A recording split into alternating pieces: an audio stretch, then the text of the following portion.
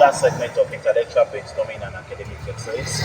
Today, I'll be talking about, the rules of money. Money is actually a spirit, and if you don't know how to use it very well, you might not be able to achieve the purpose for which money is actually useful. Money is actually good, and in some societies and in some sectors of society, they will tell you that money is actually the root of all evil. That money is actually something that is not good. That money is actually something that should not be encouraged. That we don't necessarily need money in our life, but the beauty of it is that money is what we need in our life, because there's nothing that you actually do that you don't need money. You need money to buy cars, you need money to pay your children's school fees, you need money for so many things in our lives. So money is actually indispensable. And that is why, as a human being, we need to understand the principles of money. We need to understand the rules of money. Now, back to our discussion again. You see, money is actually a spirit, and if you don't know how to use that money, you might not be able to utilize it effectively. And that's why you need to understand that money is actually a tool, and as a tool, money ought to be used for one thing or the other in our life, for us to be able to achieve what I call financial independence. You see, right now, inflation is cropping all over the world, and people are complaining.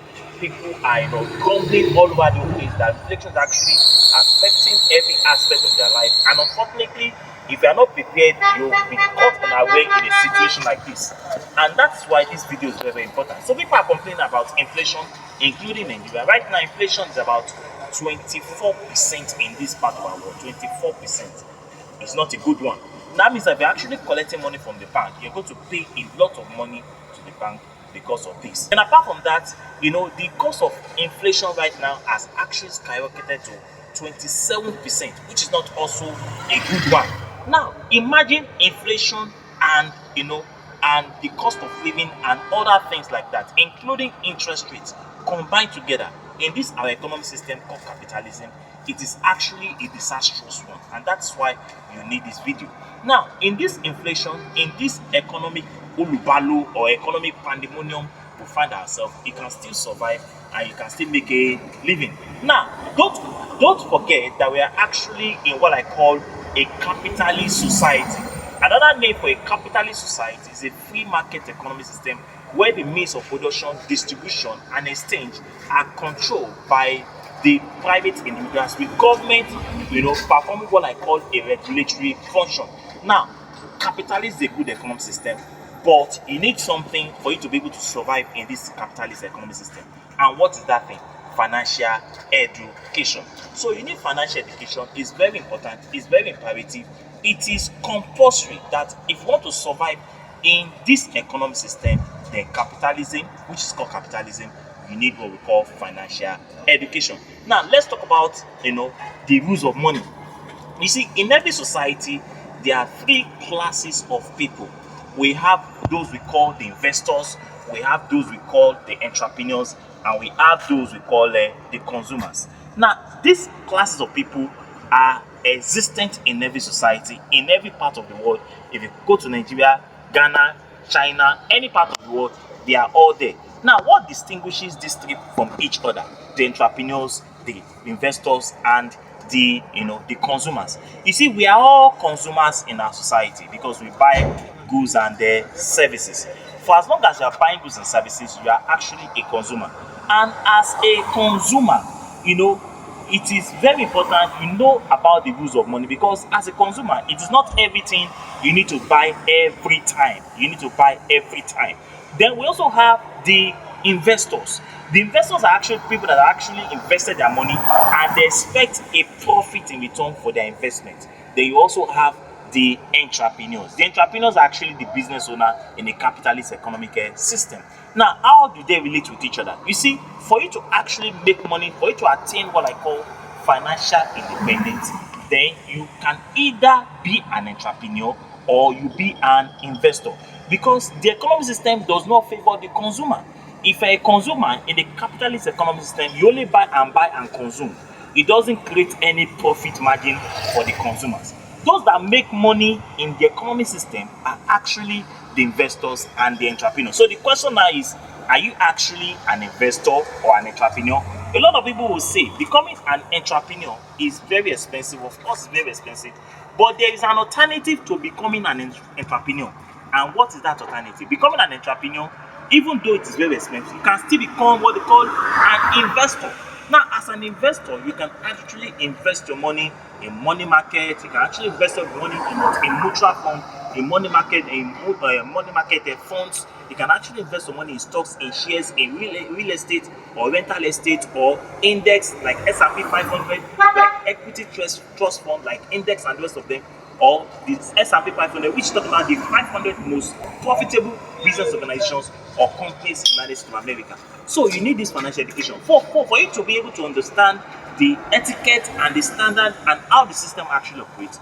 Then you need to be an investor. Being an investor will be profitable under a capitalist system, unlike being what a consumer. Because when you're actually consuming, you are actually creating money and value for some other people in the society. One of the rules of money is that you need to earn more than what you spend. Now, what do I mean by earning more than what you spend? You see, in our society, a lot of us, we are very flamboyant, we are very, extravagant, we spend more money, we are very frugal, we spend more than what we actually earn. If you belong to the category of people that are spending more than what you actually earn, is a very big problem, because at the end of the day, your income is going to be lower than your expenses. And when your income is lower than your expenses, that means that what? That you are not going to be able to save any money. You are not going to be able to save or invest any money at the end of the day. So what we're saying here is that you need to earn more and spend less. And how do you earn more and spend less? Earning more and spending less entails that you can actually look for what I call a side hustle, or what I call multiple streams of income, or what provide what we call a multiple streams of what of making money apart from your primary job that you're actually doing. You need to earn more and spend less. In other words, you need to have what we call financial discipline, because we're in a society where what I call a grab society that is so attractive, that is always propelling you to buy and buy and buy and buy. And at the end of the day, if you are the kind of person that is actually buying and buying, you might not be able to raise money, you might not be able to save money, you might not be able to invest money. Don't forget that every financial month when you get paid or you get your paycheck, your money should be divided into three parts, which is saving, investment, and spending. Now, a lot of people are actually making mistakes when it comes to what we call savings. When you talk about savings, people will tell you, I'm saving for the future. You are not saving for the future. What you're actually doing is that we are only saving for emergency. So saving is only for emergency. I think I'm going to do a video on that so that people can be able to understand what we mean by savings. So if you're actually saving in this economic system, it's not a good one, because at the end of the day, because of the level of inflation, that money does not have any value. So for you to be able to create value in society, for you to be able to create what we call money for yourself, then you need to invest your money, because inflation does not affect investment. You need to spend less and earn more money at the end of the day. So you need to make sure that the money that is accruing into your account or into your pocket is more than actually what you're actually spending at the end of the day. Then another issue is that people, because of the nature of the materialistic society of our society, people want to, they want to live large, they want to look, flamboyant, they want to look rich. So they buy, expensive things, expensive shares, expensive cars, live in expensive apartment and the rest of them. All these things, they actually create a hole in the pocket. And when the hole is actually created in the pocket, you discover that you might not be able to save any money, and you might not be able to invest any money, because at the end of every month you should be able to save some percentage of money for emergency. Then at the end of every financial month, you must also be able to invest some percentage of money at the end of the day. So at this medium, your money can be able to compound over time, and that is the level at which you cannot attain what I call financial freedom. Two rules of money is that you need to save for emergency. Now, what do I mean by saving for emergency? See, life actually happens. Life is unpredictable. Anything can happen at any point in time. You can lose your job, you can have an accident. We have seen a situation where the breadwinner of the family actually loses life, or anything can actually happen. Now, as a rational human being, let me use that word, as a rational human being, you should be prepared for emergency in life. Because when things happen, you should be able to survive. And that's why I always tell people, if at all, for example, you lose your job, you should be able to sustain yourself for the next 3 to 6 or 9 months, even if you are not working. That is what makes you to have what I call financial independence. Now, if you are in that category of person that if you actually lose your job and after 2 3 days you're back on the street, you are hungry and there's no means of what of survival, then there's actually a problem. So one of the rules of money entails that you have to save for a period of emergency, and that's why I'm talking about the issue of what of savings, investment, and what and spending. The money you spend is actually the money you actually use on your daily activities, money you use on what on transportation, on feeding, and the rest of them.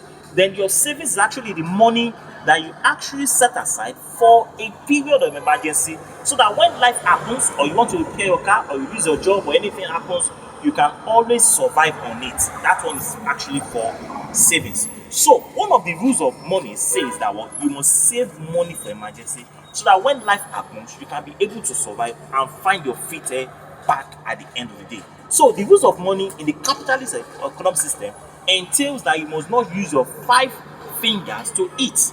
Eating with your 5 fingers without any form of investment or savings is actually a dangerous path. So you must save for emergency, you must prepare for life to happen, you must prepare for any eventuality, and you must also make sure that you set aside some fund for such an emergency, so that when it comes and it catches you, you should be able to survive at the end of the day. Now, your savings is the money you spend. Your investment is actually the one that you don't even touch at all. So when you talk about investment, it means that you have to set aside that money for a decade of sacrifice. I always tell people, when you talk about the decade of sacrifice, talk about the period of maybe 10 years, minimum of 5 years. You should be able to, put that money every month, every month for a period of 5 years consistently. You should be resilient, you must be pragmatic, you must be zealous, you must be determined, you must be focused for you to be able to achieve anything, something like that. Because people will tell you that money is a spirit, you spend money every day. Of course, you spend money every day,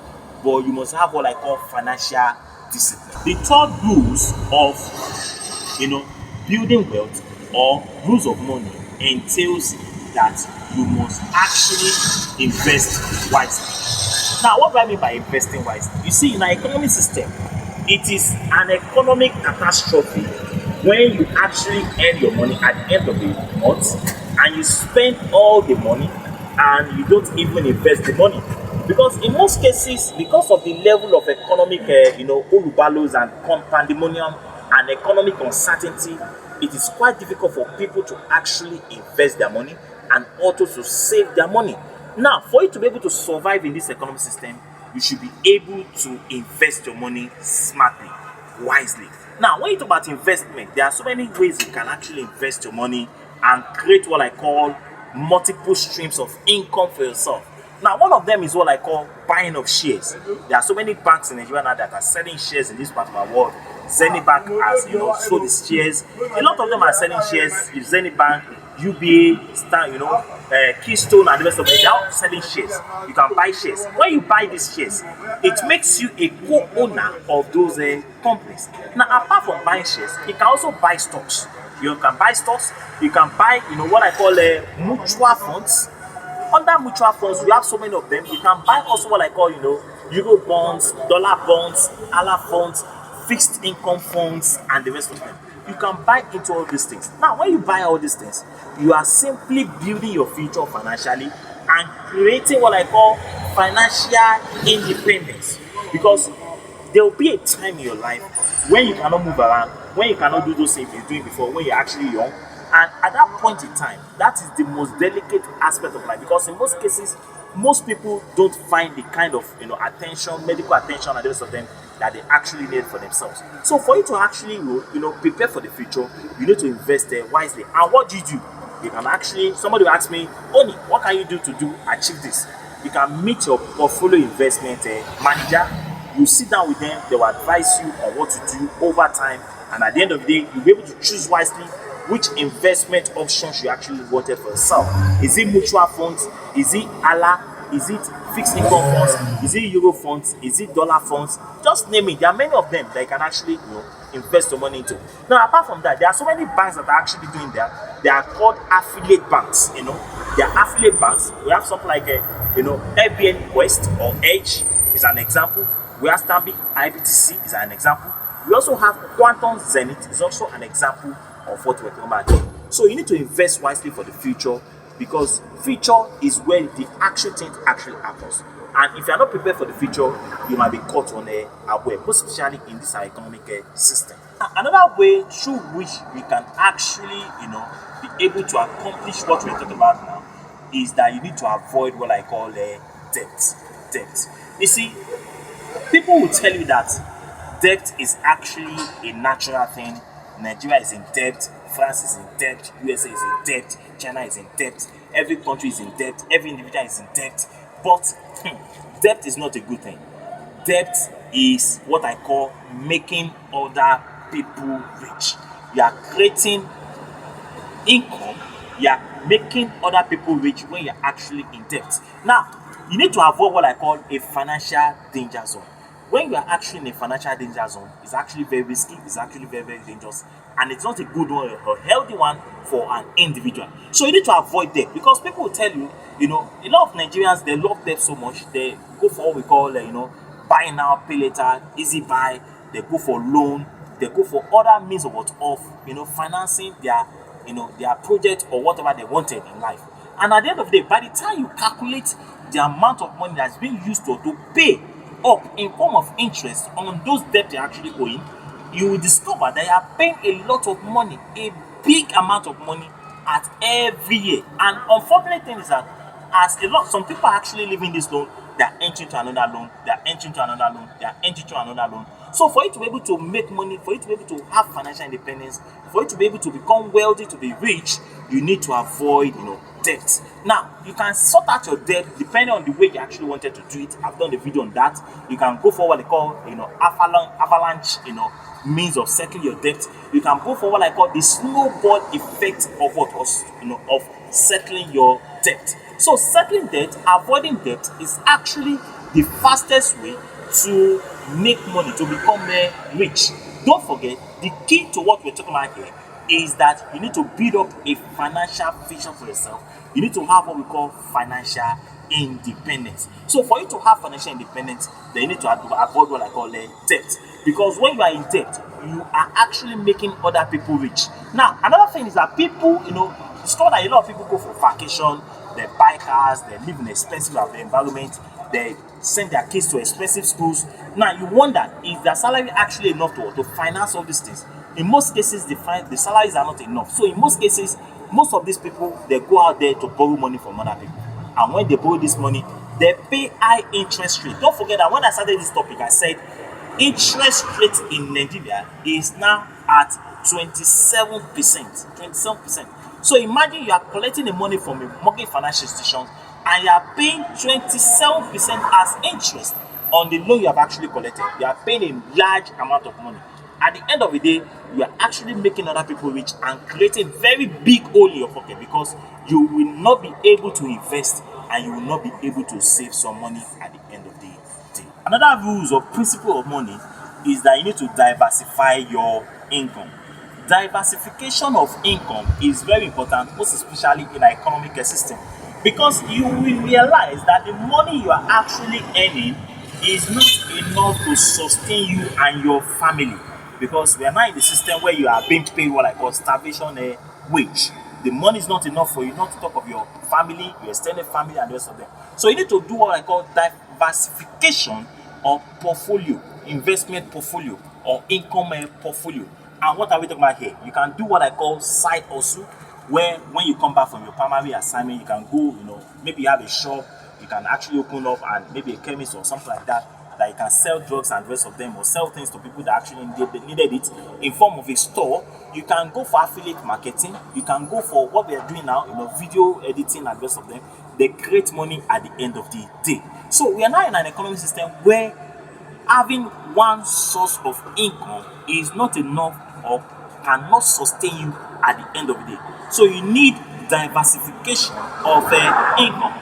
Another thing you can actually do to create more money for yourself is actually when you invest your money into dividend stocks, into shares, into real estate or rental estate, into other means that can actually create more money for you, most especially if you're actually preparing for the future. So the time to invest now is now, not tomorrow. So the key to the future is actually investment. And you would understand that in most cases, when you don't have financial education, you might not be able to understand all these things. So if you want more on this video, my videos are actually available on my social media platforms, on my YouTube page called Great Mindset, where you can be able to get more on these things I'm talking about now. What are the long-term financial goals of what we're talking about now? Number one is that you're going to gain what I call retirement planning. If you're actually planning for the future, when you're going to retire, when you cannot move like what you used to do when you're very, very young, then this video is actually for you. So what we're saying here is that one of the long-term goal of what we're talking about now is that it will allow you for good retirement planning. Because when you actually plan for retirement, you don't need to also you don't need to have heart problem with hypertension, or you don't need to worry about money again, because at that point in time you have actually been able to prepare for the future. Then another thing is that number two is that we actually do what I call a wealth creation. When you actually prepare for money, when you actually know how to use money effectively, you are actually preparing for what I call a wealth creation.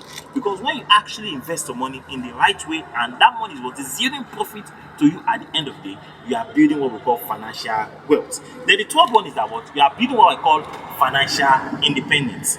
Through a decade of sacrifice, through your consistency, through your resiliency, through your pragmatism, and other things like that, coupled together, you'll be able to attain what I call a financial independence. So financial independence is the hallmark of what we're talking about now. So when you follow the rules of money, you are going to attain what I call financial independence. And when you have financial independence, you are good to go, because at that time, those things you're unable to buy when you're actually investing your money, it will get to a time where you are now retired, you can get those things, you can go on vacation, you can eat good food, you can relax well, you can do exercise, and the rest of them. You can have what I call the 4 pillars of wealth, which is what I call financial fitness, physical fitness, spiritual fitness, and mental fitness. I think I'm still going to talk about this in our next video, because people have been asking me what are the 4 pillars of wealth, so I'll be able to dwell more on it. So when you are able to have financial stability, you will have physical fitness, you have mental fitness, you have spiritual fitness, and you have financial fitness. On this note, I'm going to stop this video. So we'll see you next time. If you have not subscribed to this channel, please subscribe now. Thank you, and God bless you.